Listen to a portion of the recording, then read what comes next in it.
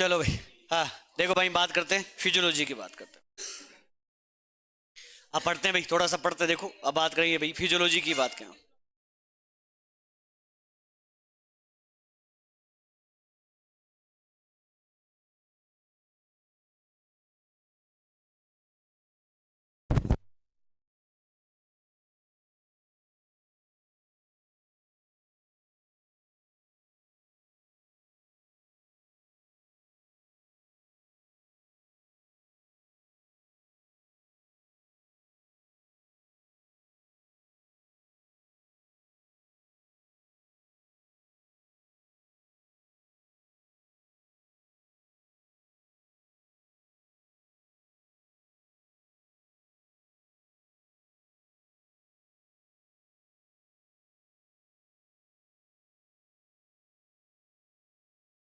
Physiology की बताओ भाई, फिजियोलॉजी की बात करते हैं। तो कहा कि अब मैं साथ साथ में एनाटॉमी और फिजियोलॉजी दोनों साल लेके चलूंगा। किसकी बात करें? तो कहा जैसे हम कोई भी पाचन तंत्र पढ़ रहे हैं, क्या पढ़ रहे हैं? पाचन। सुनना है मेरी बात, ये एक सवाल, इससे आपके बहुत सारे टॉपिक्स क्लियर हो जाएंगे। ठीक है, तो कहा कि एनाटॉमी और फिजियोलॉजी, अगर मैंने कहा कि पाचन तंत्र पढ़ा तो पहले पाचन तंत्र की पढ़ेंगे संरचना। क्या पढ़ेंगे? संरचना। और संरचना के बाद में क्या पढ़ेंगे? क्रियाविधि। संरचना वाला भाग किसका है? एनाटॉमी का। संरचना वाला भाग किसका? एनाटॉमी का। और क्रियाविधि, क्रियाविधि वाला भाग कौन सा है? फिजियोलॉजी का। ठीक, तो ये बात करें। जैसे हम बात करते हैं पाचन तंत्र की, बात करें किसकी बात करें? तो बताओ पाचन तंत्र कहां से स्टार्ट होता है? मुंह से स्टार्ट, और कहां तक खत्म होता है? एनएस से। कहां तक होता है? और कहा कि भाई एनएस किसका भाग है? रेक्टम का भाग। किसका भाग है? रेक्टम का भाग। ठीक, तो ये पाचन तंत्र की बात करें। तो इसके बाद साथ कहा कि भाई क्या, तो थोड़ा सा अगर हम बात करें पाचन तंत्र, तो थोड़ा सी वापस देखो, मैं एलपीएम में आता हूं। वापस किस में आता हूं? एलपीएम में। तो मैंने आपको कहा कि सर, जो हम खाना खाते हैं तो सबसे पहले मुंह का कार्य क्या होता है? लिखवाएंगे एक साथ फटाफट से, पहले समझाते हैं। तो बताओ मुंह का कार्य क्या होता है? तो कहा कि मुंह के अंदर, सबसे पहले कहा कि मुंह भोजन को पीसेगा। मुंह के द्वारा भोजन को क्या? पीसना। और भोजन को पीसने का काम करता कौन है? दांत। कौन करते हैं? अब बताओ दांत कितने प्रकार के बताए आपको मैंने? चार प्रकार। कितने प्रकार के?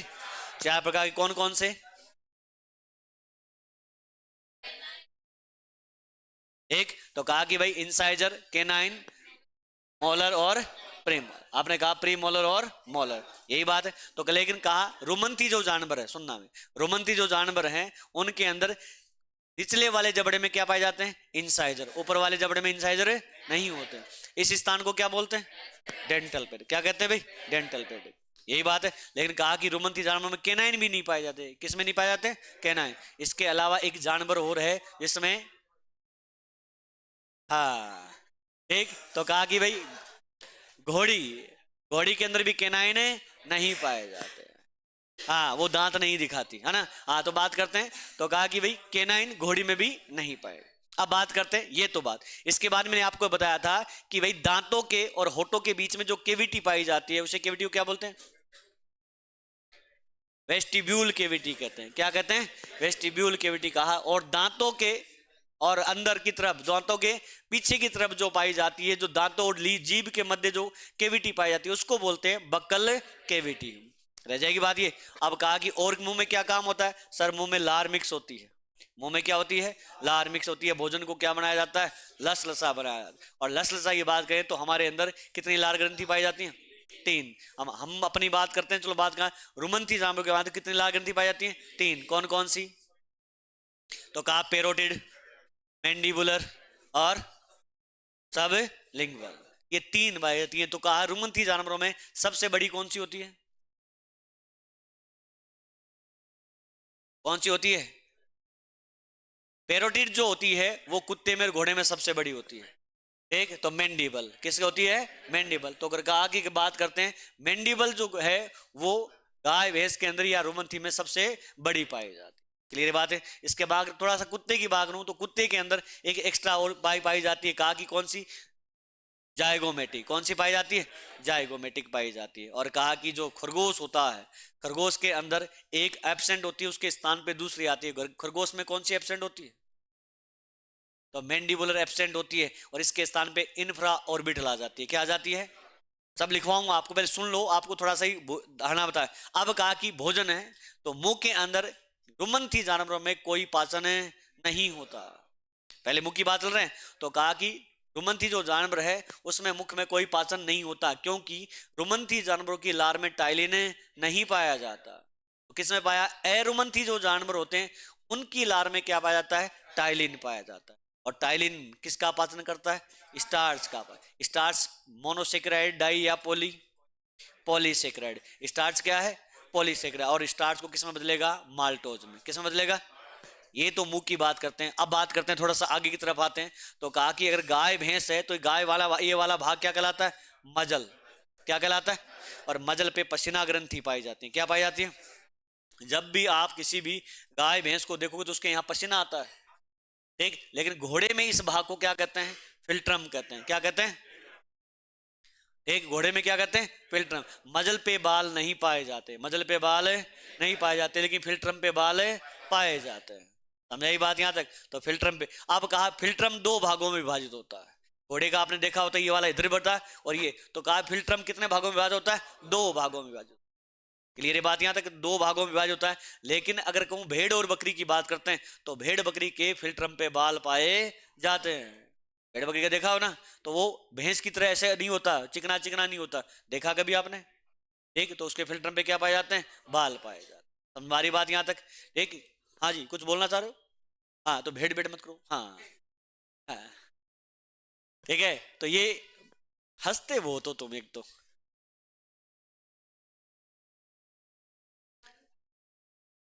तो बात की मजल की बात करें। किसकी बात कर रहे थे? मजल की बात करें। समझ आएगी बात यहां तक? तो थोड़ी सी बात, एक नाम आता है रायमा ओरिस। नाम क्या आता है? रायमा ओरिस क्या होता है? तो कहा कि मुख द्वार। सीधा याद रखो, क्या होता है?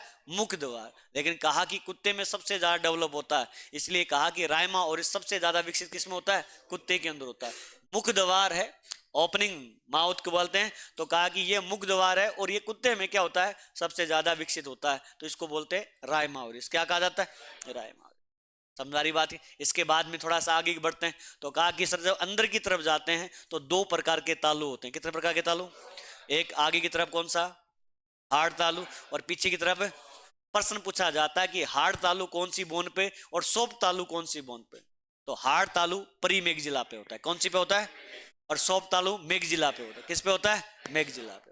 क्लियर है? और कहा कि अगर रुमंती जानवरों की बात करते हैं तो हार्ड तालु वाला भाग ही क्या बनाता है? डेंटल पेड़ में। क्या बनाता है? डेंटल पेड़ में। हमारी बात, क्योंकि ये चीजें आपके याद रखी, ये पढ़ाई हुई, दोबारा ये चीज आ रही है, डेंटल पेड़। उसके बाद थोड़ा सा अंदर की ओर तरफ जाते हैं तो कहा कि अगर मुंह को खोलोगे तो मुख में एक ऐसी संरचना दिखाई देती है।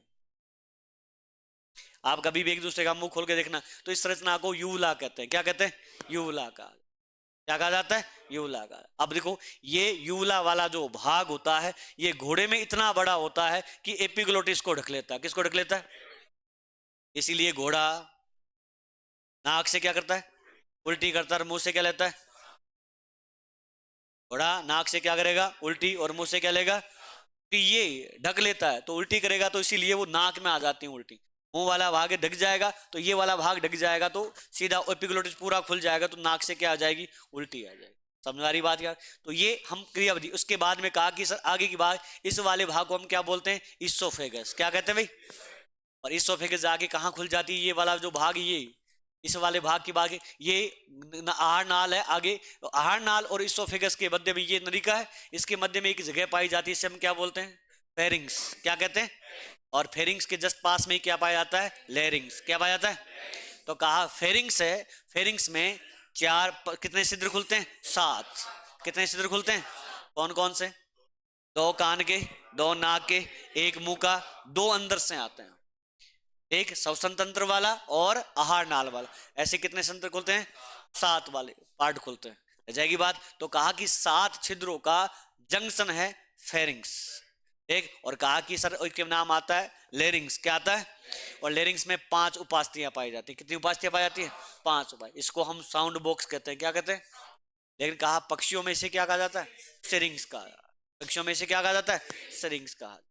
ठीक। इसके बाद में जो इसोफेगस से डायरेक्ट कहाँ मिलती है? आमाशय में। कहाँ मिलती है? लेकिन एरुमंथी जानवर, तो एरुमंथी जानवर में आमाशय कितना कितना होता है? लेकिन कहा कि आभासी रुमंथी तो कितने? 3, और रुमंथी है तो कितने हो जाएंगे? 4, अगर मुर्गी हुई तो कितने हो जाएंगे? 2। मुर्गी में कितने होते हैं? 2 होते हैं। समझ में आ रही बात? देख वही चीज मिली जुली चीज है, तो कहा कि मुर्गी में कितने हो जाते हैं। इसके बाद में कहा कि सर थोड़ा सा आगे बढ़ते, पहले संरचना पढ़ रहे हैं हम, क्रियाविधि कुछ नहीं नाम लिया, बस एक मुक्का बढ़ा। तो कहा कि भाई थोड़ा सी अगर बात कर सकते हैं कि क्या आहार नाल के अंदर फेरिंग्स में और इसोफेगस में कोई पाचन है? नहीं होता, कोई भी पाचन है नहीं होता। और इसके अंदर क्या होते हैं? कपाट पाए जाते हैं, और ये वन वे कपाट होते हैं। तो भोजन को आने तो देते हैं लेकिन वापस जाने, एक जब आगे वापस अगर गया आपकी उल्टी होती है तो आपको पता चल जाता है उल्टी होती है तो कितना मुश्किल होता है।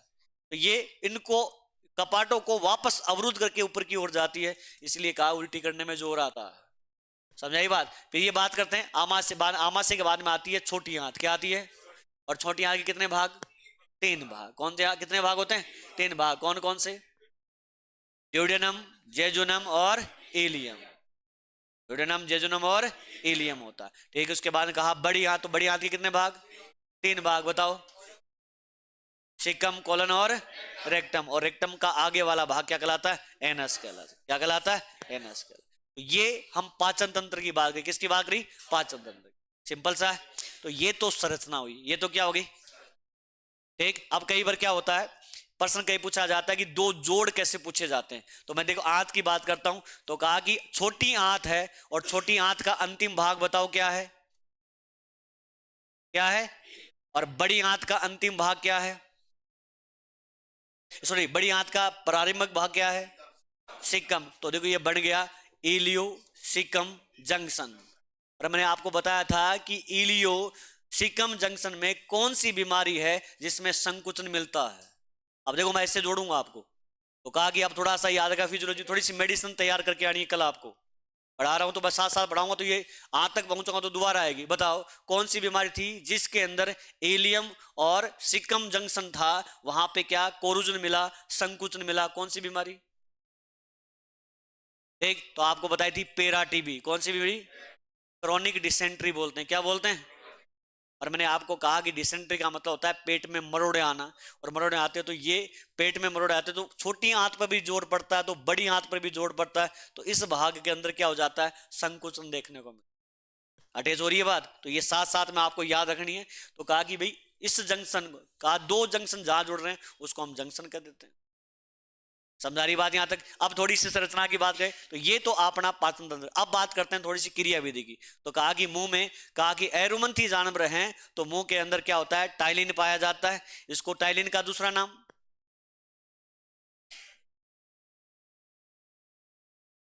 एमाइलेज क्या कहा जाता है? एमाइलेज कहा जाता है। एमाइलेज क्या करता है? स्टार्च का पाचन करता है। अब इसके बाद में कहीं पाचन नहीं होता, और वो पाचन भोजन कहां जाता है? सीधा आमाशय में। कहां जाता है भाई? आमाशय में। बात करता हूं तेरा रुमंथी जानवरों की। किसकी बात करता हूं? अब बताओ, रुमंथी जानवरों की बात करूं तो रुमंथी जानवर बताओ, कार्बोहाइड्रेट का पाचन कहां होता है? रोमन में। कहां पे होता है? लेकिन एरोमंथी जानवरों में कार्बोहाइड्रेट का पाचन कहां होता है? छोटी आंत में। कहां होता है? छोटी आंत। अब देखो सुनना यह बात, रुमंथी जानवर है इनमें कार्बोहाइड्रेट का पाचन रुमन में होता है, और रुमन में क्या होगा? अवशोषण होगा। रुमन में क्या होगा? अवशोषण होता है। फिर आप कहोगे सर ऐसा क्या? फिर एबोमेजम को आपने सत्य आमाशय का, एबोमेजम में क्या होता है? और जो भाग बच गए, जैसे दूध। किसकी बात करें? दूध। तो दूध का जो पाचन होता है वो कहां होता है? एबोमेजम में होता है। कहां होता है भाई? एबोमेजम। समझाई बात? तो कहा कि कार्बोहाइड्रेट है, और वो कार्बो रुमंथी जानवरों की अगर बात थोड़ी सी वापस कहा कि सर ये रुमंथी जानवर है एक, और रुमंथी जानवरों के अंदर जो कार्बोहाइड्रेट है ये किस में चेंज होगा? Volatile fatty acid. याद रखना भाई, ये आगे संग्रहित होकर वसा का निर्माण करते हैं, इसीलिए इनको वोलेटाइल फैटी एसिड कहा जाता है। आगे जाके वसा का निर्माण करते हैं। 3 प्रकार के होते हैं। कौन कौन से बताओ दिखा? पहले कहा भाई एसिडिक, दूसरा प्रोपियोनिक, और तीसरा तो आपने कहा सर ब्यूटायरिक। देखो देखो भाई, ये दूध में वसा बनाता है। दूध में क्या बनाता है? तो देखो वापस नाम आया वसा। तो कहा कि ये आगे जाके संग्रहित होते हैं तो वसा का रूप ले लेते हैं। किसके रूप लेते हैं? वसा का रूप लेते हैं। समझाई बात? तो ये दूध का निर्माण करता है, ये कहा सर कीटोन बॉडी बनाता है। क्या बनाता है? एक और क्या करता है अगर आगे बताऊंगा आपको, पेपिला एक नाम आता है। क्या? पेपिला। और पेपिला में क्या करवाते हैं? ये वृद्धि करवाते हैं। ठीक, और पेपिला के अंदर क्या करवाते हैं, वृद्धि, रुमन में ही करवाएंगे। किसमें करवाएंगे, रुमन के अंदर। समझाई बात ये, तो ये वृद्धि करवाने का काम करते हैं। तो ये तो बात की आगे। इसके अगर एरोमंथी जानवर की अगर बात करें, थोड़ी थोड़ी और बात करते हैं एरोमंथी जानवरों के अंदर, तो कहा सर एरोमंथी में कार्बोहाइड्रेट का किसी का पाचन नहीं होता, केवल जो पेप्सिन एंजाइम निकलता है जठर ग्रंथि के द्वारा पेप्सिनोजन के रूप में, किसके रूप में निकलता है, इसके साथ में कहा एक और निकलता है HCl। क्या निकलता है, ये HCl सबको सक्रिय करने का काम करता है, चाहे वो पेप्सिनोजन हो उसको सक्रिय करने का काम करता है, रेनिन को भी सक्रिय करने का काम करता है, और ये क्या करता है, थोड़ी सी मात्रा में प्रोटीन का पाचन करवाता है। थोड़ी सी मात्रा में किसका पाचन करवाता है, प्रोटीन का, लेकिन किसमें, एरोमंथी जानवरों की। किसकी बात कर रहा हूं मैं, एरोमंथी जानवरों की। समझाएगी बात ये। और बानी ये जो प्रोटीन है वो चले जाता है छोटी आंत में, किसमें जाता है, और छोटी आंत में प्रोटीन का पूरा पाचन हो जाता है, छोटी आंत में पूरा पाचन हो जाता है। रह जाएगी बात ये। अब बताएंगे कि भाई कौन कौन से अंग में, ड्यूडेनम, जेजुनम, इलियम, ये तीनों को अलग अलग बताएंगे आपको। बोले यहां तक समझ में आ रहा है। अब बात करता हूं रुमंथी जानवरों में भी सर ये थोड़ा सा प्रोटीन का पाचन करता है, लेकिन ये पाचन कहां होता है, एबोमेजम में होता है। कहां होता है भाई, अब ये काम आया एबोमेजम, कार्बोहाइड्रेट में काम नहीं आया, किस में काम आया, एबोमेजम। ठीक, अब कहा कि सर छोटी आंत होती है उसमें अंगुली निम्मा उभार पाए जाते हैं, ठीक, जिसे हम माइक्रोविलाई कहते हैं। क्या कहते हैं, माइक्रोविलाई कहते हैं। और माइक्रोविलाई का काम क्या है कि एक तो सतह क्षेत्रफल बढ़ाना, क्या बढ़ाना, और एक अवशोषण को क्या करना, बढ़ाना। ठीक, ये दो काम करते हैं। इसके बाद में कहा सर थोड़ा सा कहा कि बड़ी आंत, कौन सी आंत आ गई, और बड़ी आंत में किसी प्रकार का पाचन नहीं होता। क्या होता है, पानी का अवशोषण। किसका अवशोषण होता है, पानी का अवशोषण होता है। पानी अवशोषण हो जाए, बाकी जो बचा मल है उसको क्या निकालती है, बाहर निकाल। बात समझ में आ गई बात। अब थोड़ा सा पूछा हूं कि भाई छोटी आंत है, तो बताओ छोटी आंत के सबसे बड़ा भाग कौन सा, जेजुनम। कौन सा भाग होगा, जेजुनम। तो बताओ बड़ी आंत का सबसे बड़ा भाग, कोलन। कौन सा हो जाएगा, कोलन। अब आपको छोटी आंत और बड़ी आंत में फर्क क्या है, थोड़ा सा बता सकते हो। अच्छा, छोटी आंत बड़ी होती है, बड़ी आंत बड़ी होती है, फिर इसको बड़ी आंत क्यों कहा, देखो थोड़ी सी बात है। देखो ये हम अपनी चर्चा कर रहे हैं, आपको थोड़ा सा ये जिज्ञासा वाली बात लिखवाना तो आपको है ही सारा। जो कहा कि छोटी आंत है, एक छोटी आंत की लंबाई 40 मीटर के लगभग होती है, एक रुमंथी जानवरों की बात करूं। और कहा कि जो बड़ी आंत है इसकी लंबाई कितनी, 11 मीटर के लगभग होती है। कितनी होती है, 11 मीटर। अब बताओ ये बड़ी कौन सी है। देख बात करते हैं इसका, अगर व्यास की अगर बात करूं तो इसका व्यास कितना होता है, 5 से 6 सेंटीमीटर के लगभग होता है। ठीक, इसका व्यास कितना, 10 सेंटीमीटर के लगभग होता है। अब बताओ भाई मुझे, तो देखो आंकड़ा, अगर क्षेत्रफल निकालोगे तो इसका क्षेत्रफल क्या होगा, ज्यादा आएगा, इसका क्षेत्रफल क्या आएगा, कम। इसका कम आएगा, इसका क्या आएगा, ज्यादा। इसीलिए इसको बड़ी आंत कहते हैं, इसको क्या कहा जाता है, छोटी आंत। रीजन है दोनों का एक, इसीलिए कहा कि व्यास के आधार पर इसको बड़ी आंत कहते हैं, व्यास ज्यादा है तो बड़ी आंत, और कहा कि व्यास कम है तो कौन सी आंत हो जाएगी, छोटी आंत। ये आपका पाचन तंत्र था। बोलो समझ में आया, क्लियर है यहां तक। स्टार्ट कर दें हैं, तो हम स्टार्ट कर रहे हैं परिचय। कैसे स्टार्ट कर रहे हैं, परिचय की। तो लिखो भाई परिचय, फिजियोलॉजी डालो और लिखो भाई सामान्य परिचय। पहले परिचय पढ़ेंगे, उसके बाद में तंत्र स्टार्ट करेंगे।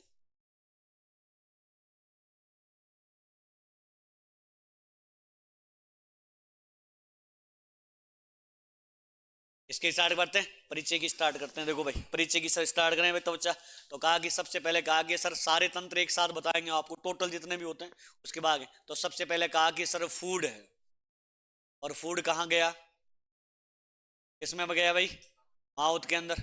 माउथ से कहाँ आया भाई, चलो भाई माउथ से कहाँ आता है, इसोफेगस में। तो कहा कि सर इसोफेगस में आया, और इसोफेगस से कहाँ आ गया, स्टोमक। देखो मैं कौन कौन चीजें बता रहा हूं, जहां जहां हम क्रिया विधि पढ़ेंगे वो अंग। ठीक है, तो कहा कि भाई स्टोमक में आया, स्टोमक से कहाँ आया भाई, इंटेस्टाइन में। किस में आया, इंटेस्टाइन। और इंटेस्टाइन दो प्रकार की हुई, कौन कौन सी, छोटी और कैसी, बड़ी। ठीक, और बड़ी करने के बाद में क्या हो जाता है सर, यहाँ उत्सर्जन हो जाता है। क्या हो जाता है? उत्सर्जन। इतना ऐसा समझ में? अब बात को मुझे बताओ, इस भोजन का रोल क्या है? क्यों खाते हैं हम भोजन? हाँ? शरीर निर्माण के लिए। चलो आपने कहा शरीर निर्माण, कैसे होगा शरीर का निर्माण? अच्छा, प्रोटीन से शरीर का निर्माण होता है। और सबसे पहली बात है क्या क्या मिलती है? ऊर्जा मिलती। क्या मिलती है? ऊर्जा। तो कहा कि सर यहां से जो भोजन पचा, सुनना मेरी बात, यहां से जो भोजन पचा यानी उपापचयी क्रिया हुई। क्या हुई? उपापचयी क्रिया। एक अलग अलग पढ़ेंगे, थोड़ा सा समझ लें। तो कौन सी क्रिया हुई? उपापचयी क्रिया हुई। और उपापचयी क्रिया से हमें क्या मिली? क्या मिली भाई? क्लियर है? अब ये बताओ, ये उपापचयी क्रिया के द्वारा ये जो भोजन है, ये भोजन कहां तक पहुंचेगा? कोशिका तक। कहां से पहुंचेगा भाई? कोशिका। बताओ कैसे पहुंचेगा? किसके माध्यम से? रक्त के माध्यम से। यानी कोशिका तक पहुंचने का जो काम करवाता है वो कौन सा करवाता है? और रक्त आते ही कौन सा? ये तो ऊपर चल रहा था हमारा पाचन तंत्र। क्या चल रहा था? ठीक। अब यहाँ ये कोशिका तक पहुंचने के लिए किस में आ गया? रक्त में। तो बताओ कौन सा तंत्र आ गया? रक्त परिसंचरण तंत्र। ठीक। अब ये मुझे बताओ, जब हम ये कोशिका तक रक्त के द्वारा पहुंचती है तो क्या अकेला रक्त ही जाता है? तो साथ में क्या जाएगी? ठीक। तो कहा कि सर साथ में अगर ऑक्सीजन वाला रक्त हो तो उसको क्या बोलते हैं? ऑक्सीजनित रक्त। ठीक। और ये रक्त कैसा होता है? शुद्ध रक्त होता है। क्या होता है? लेकिन कहा कि सर बाहर से वापस अगर नाक के द्वारा CO2 चली गई तो ये कौन सा रक्त हो जाएगा? अशुद्ध रक्त। तो कहा CO2 का आदान प्रदान करने वाला जो मेन अंग है वो कौन सा है? कौन सा है भाई? फेफड़ा। प्रश्न पूछा गया है कि श्वसन तंत्र का मुख्य अंग कौन सा? फेफड़े। कौन से हैं भाई?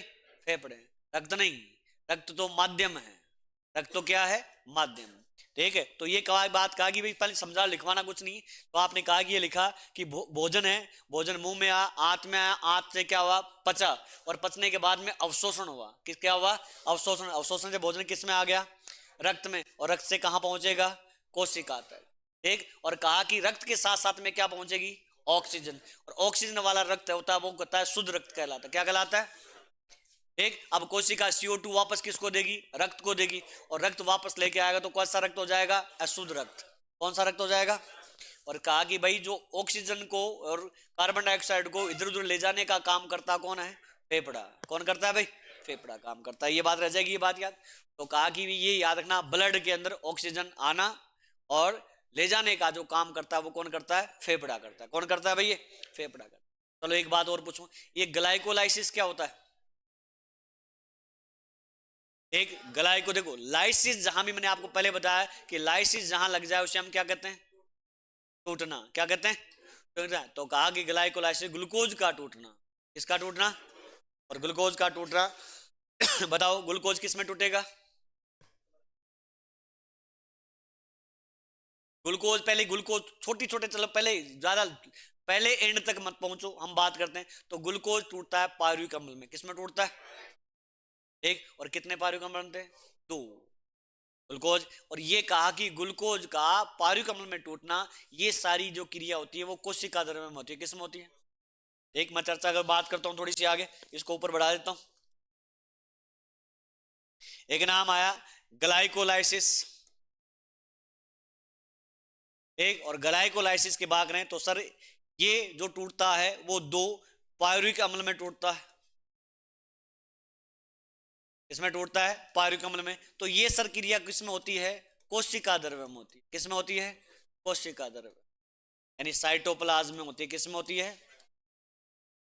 अब कहा कि सर अब आगे, अगर ये पायरुविक अम्ल है, ये अगर क्रेब चक्र में घुसेगा, इसमें घुसेगा, क्रेब चक्र के अंदर जाएगा, तो यहां एक और चक्र काम करता है जिसको बोलते हैं acetyl co enzyme A. Acetyl co enzyme A से दिखाया जाता है। एक। इससे भी ATP प्राप्त होती है, अभी बताएंगे आपको कि भाई 38 ATP का उपयोग कैसे कैसे होता है वो सारी चीज।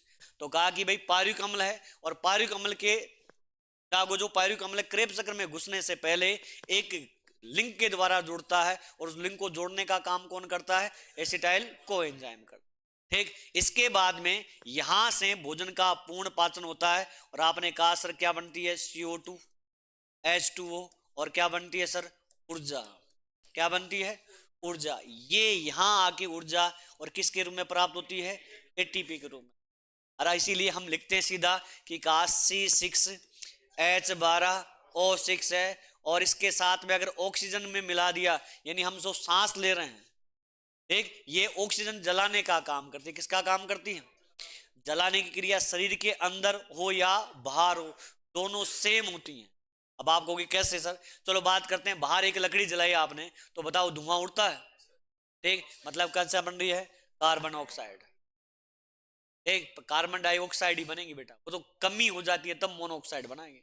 ठीक, चलो बात करते हैं। दूसरा, आप कभी चूल्हे में लकड़ी जलाओ तो पीछे से लाल लाल सा चिपनागु पदार्थ दिखता है, निकलता है, मतलब क्या बन रहा है? पानी। और इसी को बोलते हैं उपापचय जल। क्या कहते हैं? अगर खाना पच रहा है तो ये पानी बन रहा है, ये उपापचयी जल है। और जब आग जलाते हो तो ताप महसूस होता नहीं होता? यानी क्या बन रही है? ऊर्जा। यही क्रिया अपने अंदर भी होती है और यही क्रिया, और दोनों में योगदान कौन? अगर मैंने कहा एक मोमबत्ती जलाई और मैंने इसको जला के यहाँ कांच की गिलास रख दी, कितनी देर तक जलेगी? जब तक ऑक्सीजन मिले। आपने कहा कि कब तक मिलेगी? ऑक्सीजन। तो कहा चाहे शरीर के अंदर हो चाहे शरीर के बाहर हो, ऑक्सीजन जलाने का ही काम करती है।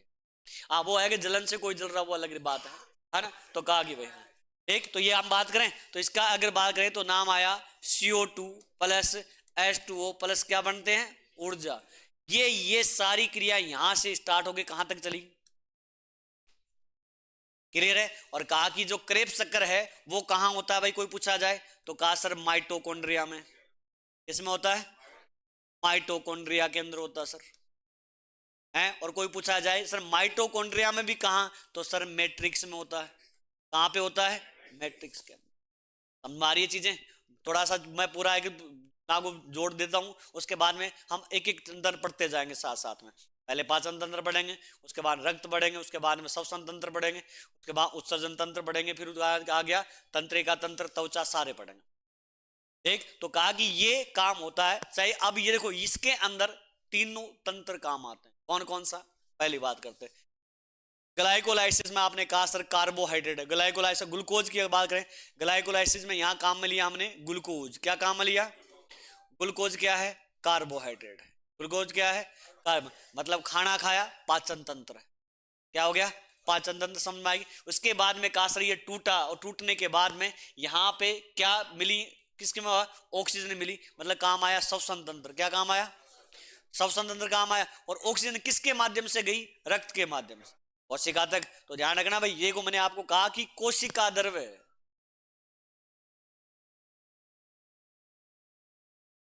हम ऑक्सीजन की बात कर रहे हैं, अनुपस्थिति की बात ही नहीं करी अभी तक।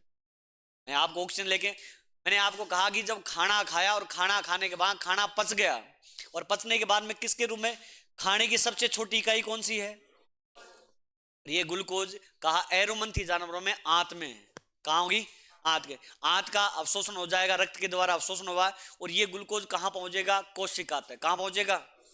कोशिका तक। तो रक्त काम आया। कोशिका तक पहुंचने के बाद में ये ग्लाइकोलाइसिस वाली क्रिया स्टार्ट होती है। ऐसे ही नहीं है कि मुंह में लेते ही ग्लाइकोलाइसिस स्टार्ट हो गया, नहीं। कहां होगा? कोशिका के अंदर। इसलिए मैंने यहां क्या लिख रखा है? कोशिका द्रव्य। क्या लिखा है? समझ आ रही बात? थोड़ा सा डाउट हो तो पूछ लेना भाई, क्योंकि ये चीजें आपको बहुत काम आएंगे आगे। ठीक है? और कहा कि जितना एक आपके एग्जाम में सरलता से प्रश्न पूछा जाता है ना, वो यही है कि आपको समझ में आना चाहिए। ठीक है? तो देखो कोशिका द्रव्य में वही। अब कहा कि यहां से इस भोजन को लिया किसने? माइटोकॉन्ड्रिया है। और माइटोकॉन्ड्रिया में क्या स्टार्ट हुआ? करेब चक्कर। और करेब चक्कर के भोजन का पूर्ण पाचन। तो कहा भोजन का जो पूर्ण पाचन होता है वो कहां होता है? कोशिका के अंदर होता है। भोजन का पूर्ण पाचन क्या होता है? कोशिका के अंदर होता है। और जो भी भोजन टूटता है तो ऊर्जा हमारे काम आ जाती है। ये जो जल होता है उपापचय जल, जो आप पढ़ते हो उपापचय जल, तो ये जल हमारे शरीर में ही काम आ जाता है। और CO2 वापस रक्त के माध्यम से होती है, फेफड़ों से सांस के द्वारा क्या निकल जाती है? बाहर निकल जाती है। यहां तक समझ में आएगी बात? इसको उतारोगे क्या, या समझ में नहीं आ रहा? कैसे? पूरा पेज वैसे आपको दोबारा स्टार्ट से बढ़ा देता हूँ। चलो स्टार्ट से चक्कर बनाते हैं। लिखो भाई, स्टार्ट बनाते हैं। ठीक, हाँ। चलो बनवा देते हैं इसी बात। इसको नीचे कर दो। ये तो अब समझ में तो कुछ आएगा नहीं आपके। हाँ, दोबारा से बनाते हैं चलो। अरे रुक जाओ भाई।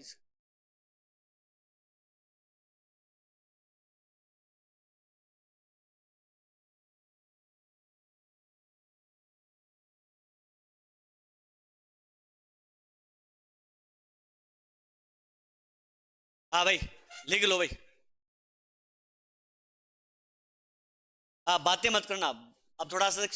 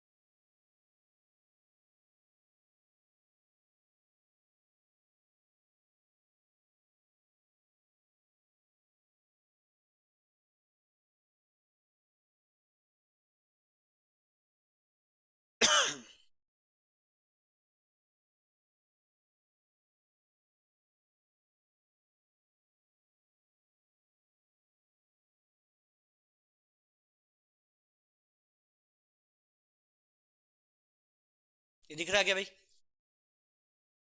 हाँ, नहीं, कोई बात नहीं।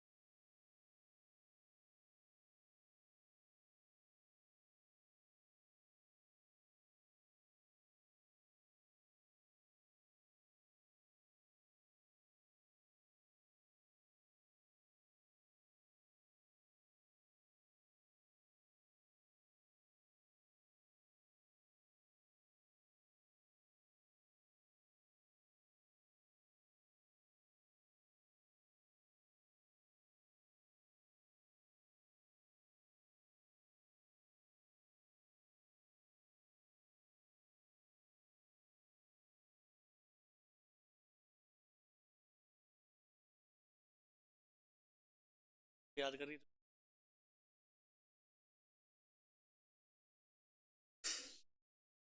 अब भाई जहां समझ में नहीं आया बोलना।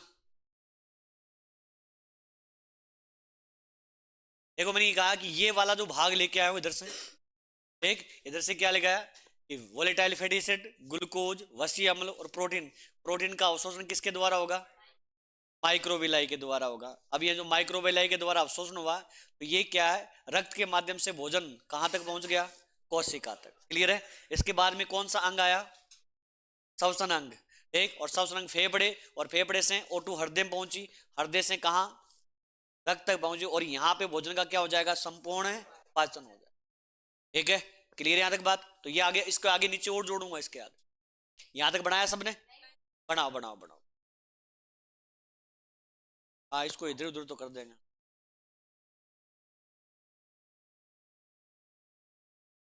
बड़ा करूं? अच्छा, छोटा कर दूं?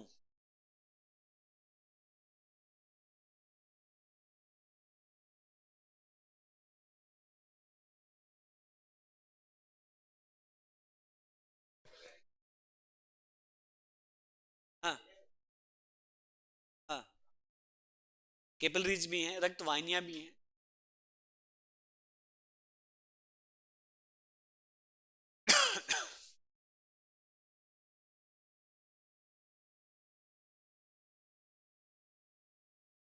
इसके, देखो सुना नहीं आपका, एक मिनट,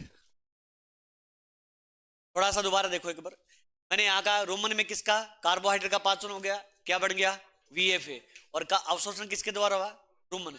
तो कहा रूमन में माइक्रोविलाई हैं। ठीक है, अब सुनो, इधर से क्या, ग्लूकोज, ग्लूकोज का अवशोषण छोटी आंत में, और अमीन वसी अम्ल, अमीनो अम्ल का अवशोषण किसमें? तो कहा कि वसा और प्रोटीन का छोटे रूप कौन से? वसी अम्ल, वसा का, और प्रोटीन किसका? अमीनो। इनका अवशोषण हो गया। अब ये अवशोषण मैं यहां ले आया एक साथ, इसके आगे है ये, समझाई बात? तो इसके आगे यहां तक कहा कि भाई ये आगे वाला भाग, इसलिए नीले से लिखा ना, तो अब नीले वाला उसी के आगे चलेगा।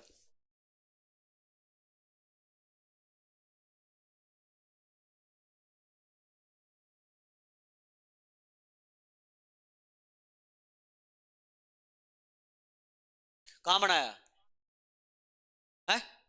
अरे वोलेटाइल फैटी एसिड ग्लूकोज का ही रूप है। तो बिल्कुल वोलेटाइल फैटी एसिड जैसे ग्लूकोज का होता है वैसे ही किसका होता है?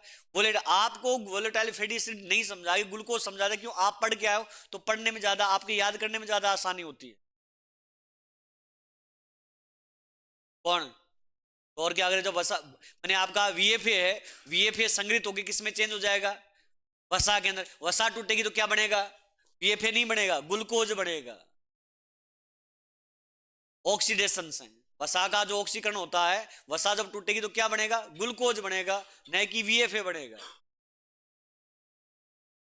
अरे तो वसीय अम्ल तो कहा कि वसीय अम्ल तो एक स्टोर होने वाला पदार्थ है, घुमंती जानवरों में स्टोर होता है, लास्ट में आते थे वो। लेकिन कहा कि उसका अगर उपयोग होगा, कोशिका जो उपयोग करेगी तो वोलेटाइल फैटी एसिड को ग्लूकोज के रूप में काम में लेगी।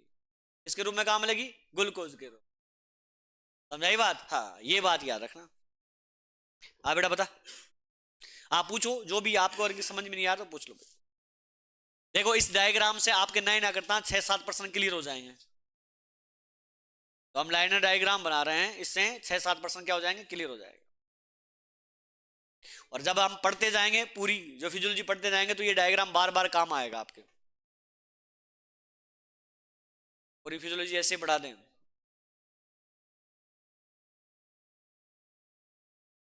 धन्यवाद।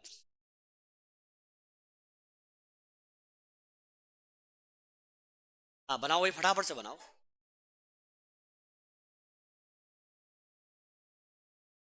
हाँ हरी जी बन गया, बनाओ बनाओ।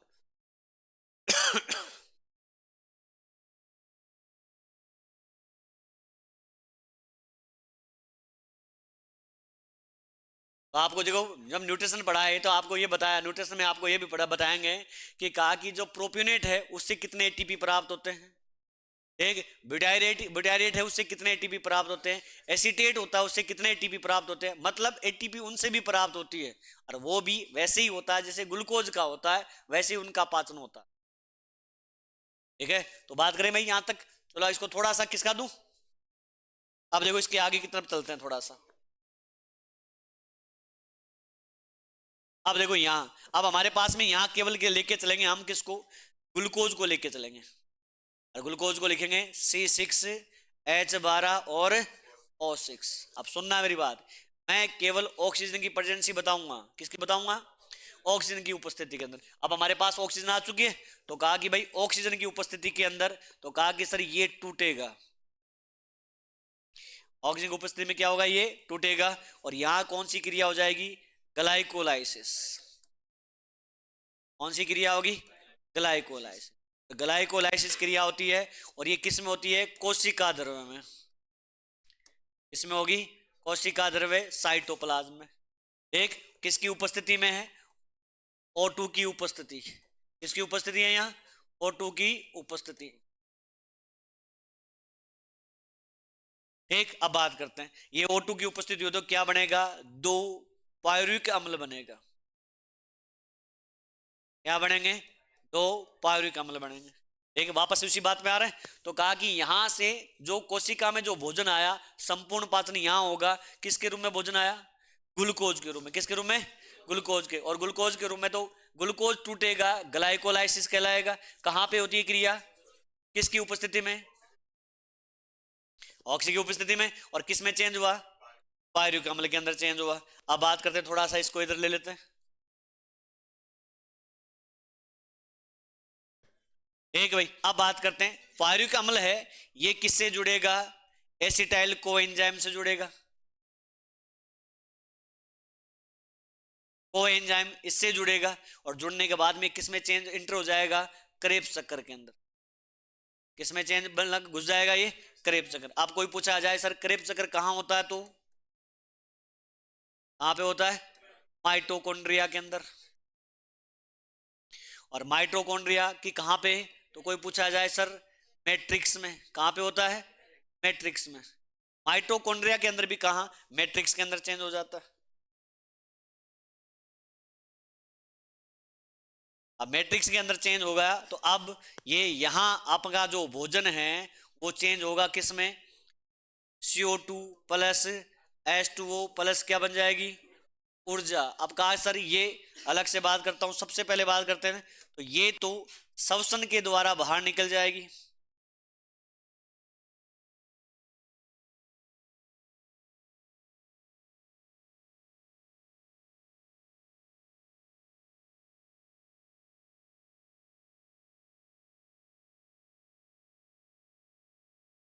अब ये बात करते हैं, ये क्या है सर, ये उपापचयी जल कहलाता है।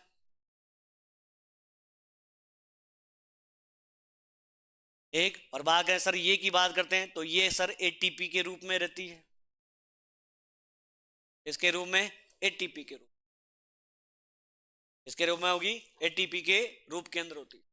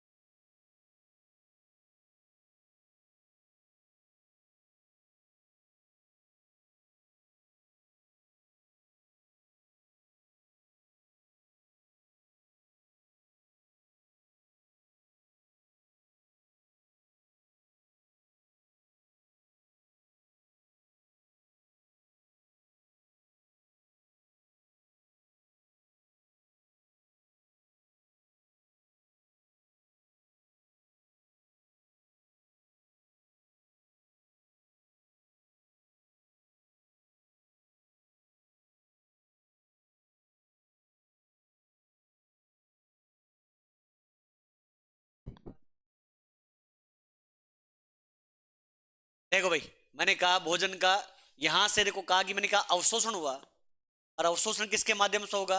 रक्त वाहिनियों के द्वारा। तो माइक्रोविलाई होती है, मैंने नाम लिखा है यहाँ माइक्रोविलाई, और ये माइक्रोविलाई का ये वाला भाग रक्त कोशिका से कनेक्ट होता है, रक्त वाहिनियों से कनेक्ट होता है। ये छोटी आंत में और रुमन में रहती हैं। किस में रहती हैं?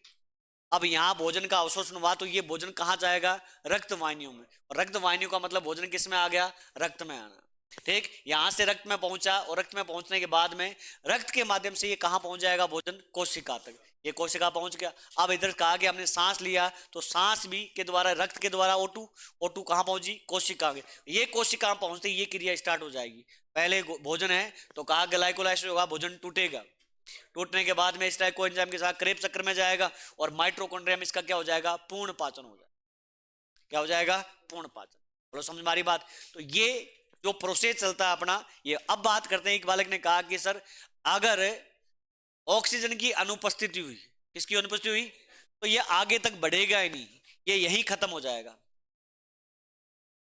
ये मामला यहीं खत्म हो जाएगा। यहाँ क्या बन जाएगा? लैक्टिक अम्ल बन जाएगा। क्या बन जाएगा?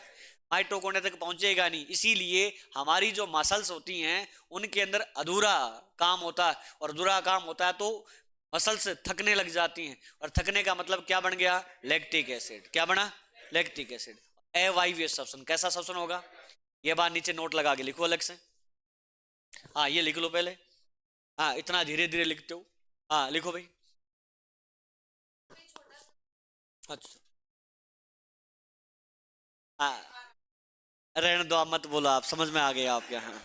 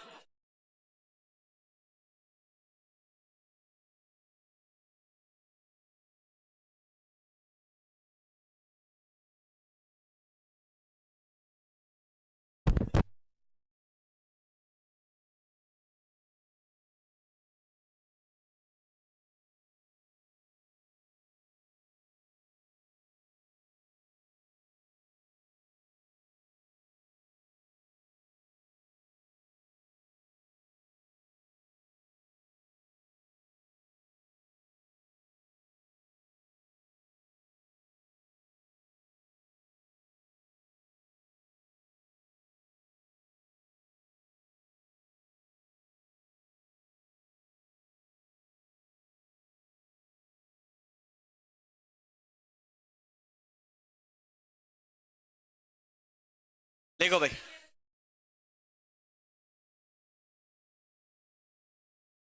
कैसे मनते हैं?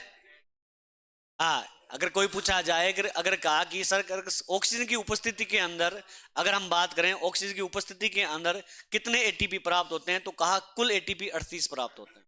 कितने प्राप्त होते हैं? लेकिन कहा कि ग्लाइकोलाइसिस में दो क्या हो जाते हैं? खर्च हो जाते हैं, तो कितने बच जाते हैं? 36। नेट एटीपी 36 प्राप्त होते हैं।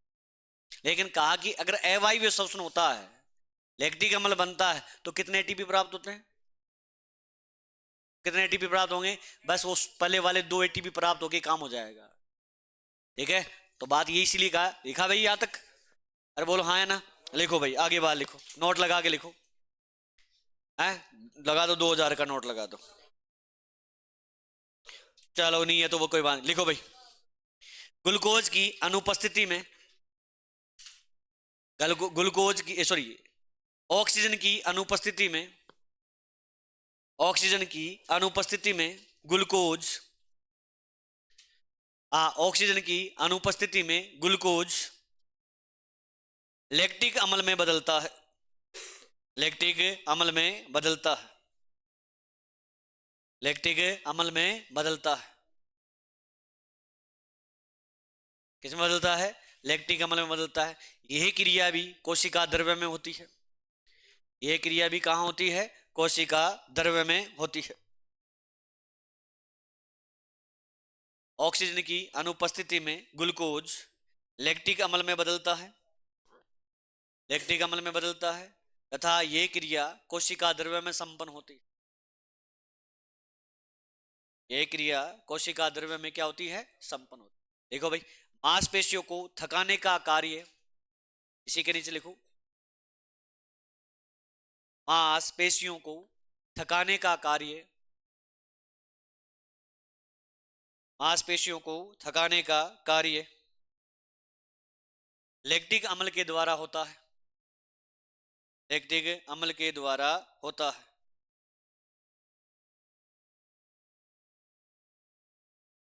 लैक्टिक अम्ल के द्वारा होता है, इसके द्वारा होता है लैक्टिक अम्ल। ठीक है, तो मांसपेशियों को थकाने का कार्य भी कौन करता है? लैक्टिक अम्ल।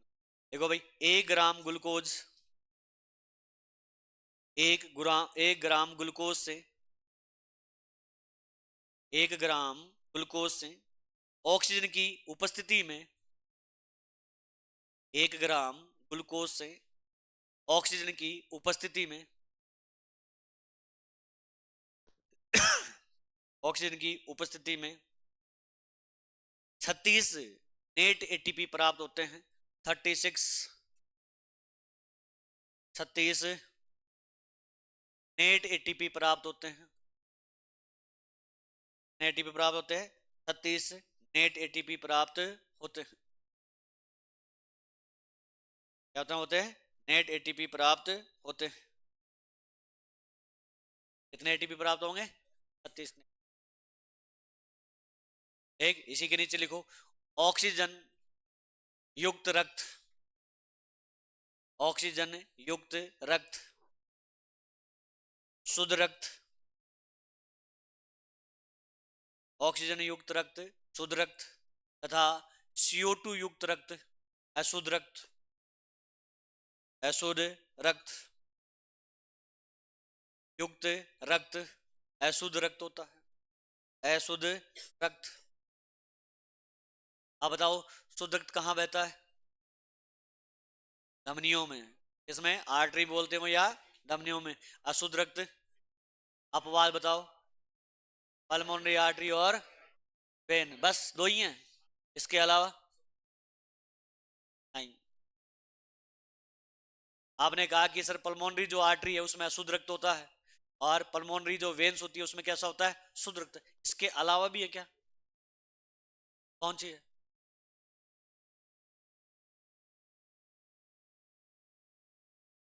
नहीं।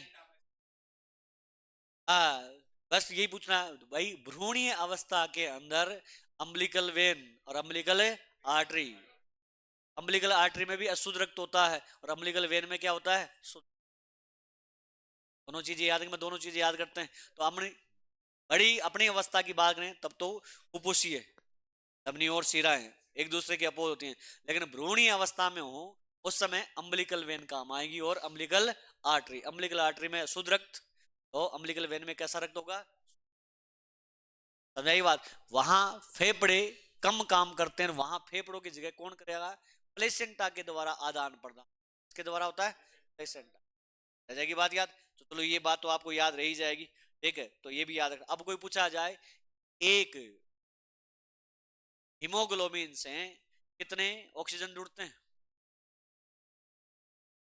बड़ा समय आप बताएं, एक हीमोग्लोबिन से कितने रक्त जुड़ते हैं? 4। कितने जुड़ते हैं? 4 जुड़ते हैं। बाकी भाई एक हीमोग्लोबिन से 4 अणु किसके जुड़ते हैं? ऑक्सीजन के। तो ये भी बात लिख लो, एक हीमोग्लोबिन से, एक हीमोग्लोबिन से 4 अणु ऑक्सीजन के जुड़ते हैं, 4 अणु ऑक्सीजन के जुड़ते हैं।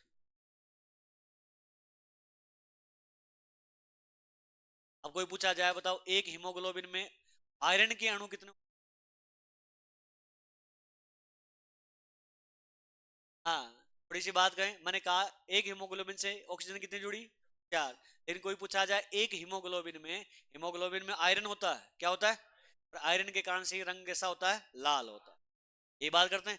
तो बताओ एक हीमोग्लोबिन में आयरन के अणु या लोहे के अणु कितने होते हैं? तो जितने ऑक्सीजन होती है उतने ही होते हैं। कितने होते हैं? 4। देखो भाई, एक हीमोग्लोबिन में,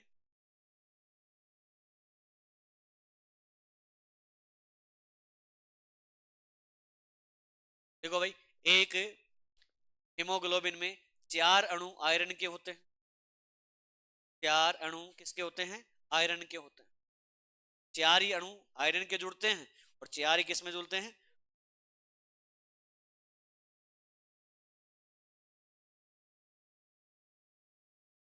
किसके जुड़ेंगे?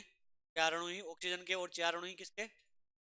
अब बात करते हैं, देखो आपके खत्म हो गए सिंपल सा ये डायग्राम से। अब कहा कि इन्हीं से जुड़ा हुआ एक तंत्र है, कौन सा? उत्सर्ग। कौन सा? कहा कि रक्त पहुंचा कहाँ? किडनी के। कहाँ पहुंचा? किडनी के अंदर क्या होगा? छनेगा। एक रक्त कहाँ पहुंचा? किडनी में। तो कहा कि वापस रक्त और छनेगा। छनेगा तो छानने का काम करता कौन है? नेफ्रॉन। कौन करेगा? और नेफ्रॉन के अंदर एक कपनुमा संरचना होती है, इसे क्या बोलते हैं? Woman capsule. क्या कहा जाता है? Woman capsule. और वॉमन कैप्सूल की बात थोड़ी सी चर्चा, देखो हम पहले कुछ भी नहीं पढ़ रहे हैं, हम केवल फिजियोलॉजी का परिचय पढ़ रहे हैं। संरचना भी काम आ रही है और क्रियाविधि भी। समझाई बात? तो कहा कि भाई अगली बात थोड़ी सी चर्चा करते हैं। कहा कि सर, यही हमने कहा कि सर रक्त वाहिनियां, वही कहा कि सर नाम से लिखा कि रक्त वाहिनियां हैं। ये रक्त वाहिनियां कहां पहुंच गई? किडनी के अंदर पहुंच। एक तो ये किस में पहुंच गई भाई? किडनी के अंदर। अब किडनी में पहुंची तो किडनी के अंदर एक नाम आता है नेफ्रॉन। क्या नाम आया? नेफ्रॉन। और नेफ्रॉन की मैं संरचना ये बना ली, ये संरचना बन गई। और नेफ्रॉन, छोटा सा नेफ्रॉन बना देते हैं इसे।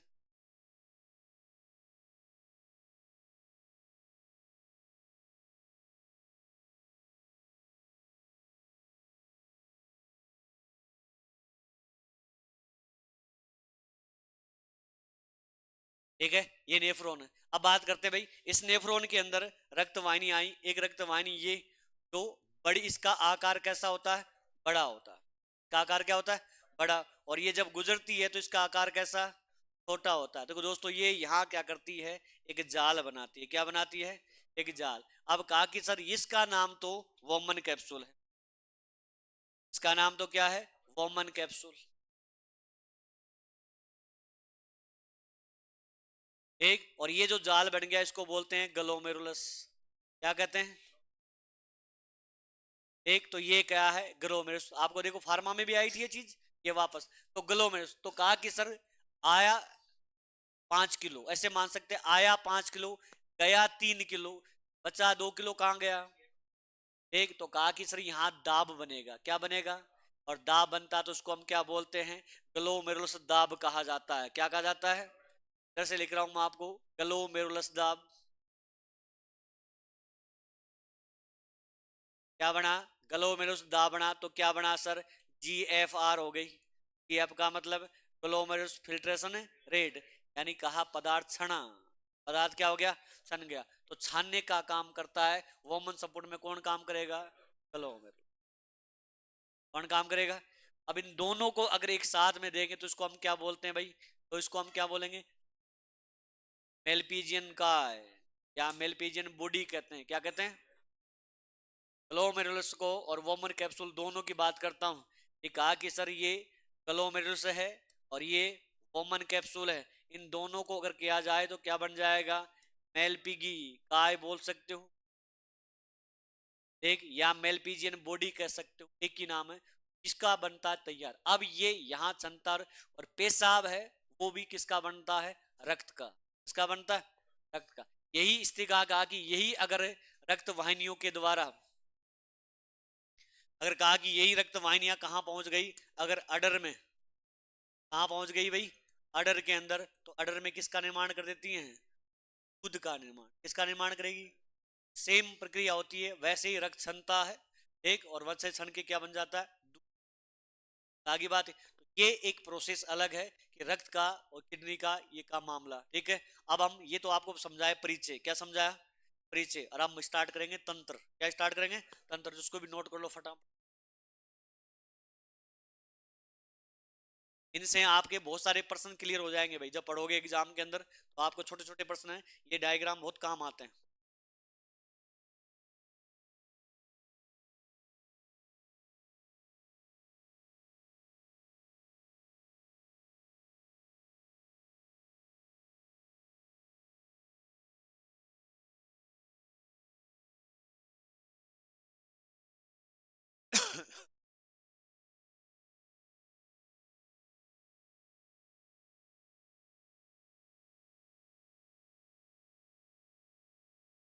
फिजियोलॉजी एक ऐसा सब्जेक्ट है जो आपके सारे सब्जेक्ट से भाई,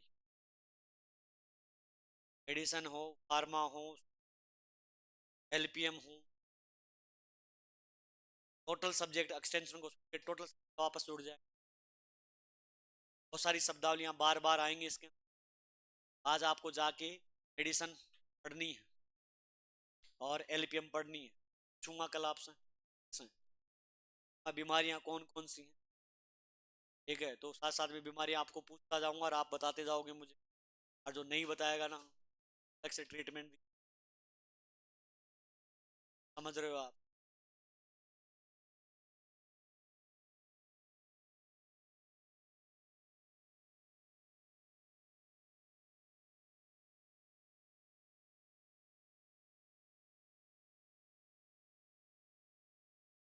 क्या कह रहा है मुझ पे, भारी पड़ जाए, हाँ कभी आया नहीं है ना, तब बता।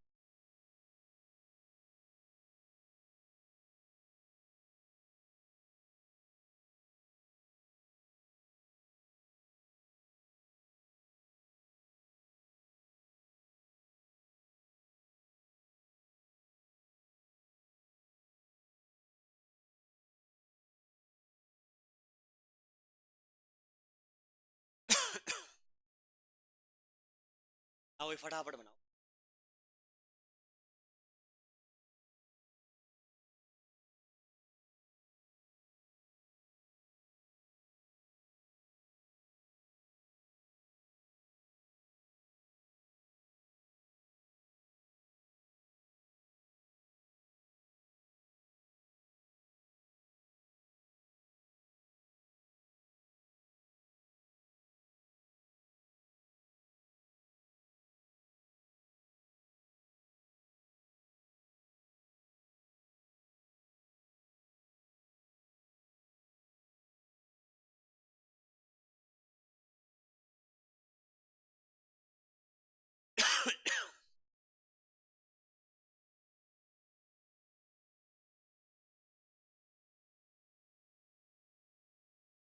अरे भाई चलो बात करते हैं, तो हेडिंग डालो, पाचन तंत्र।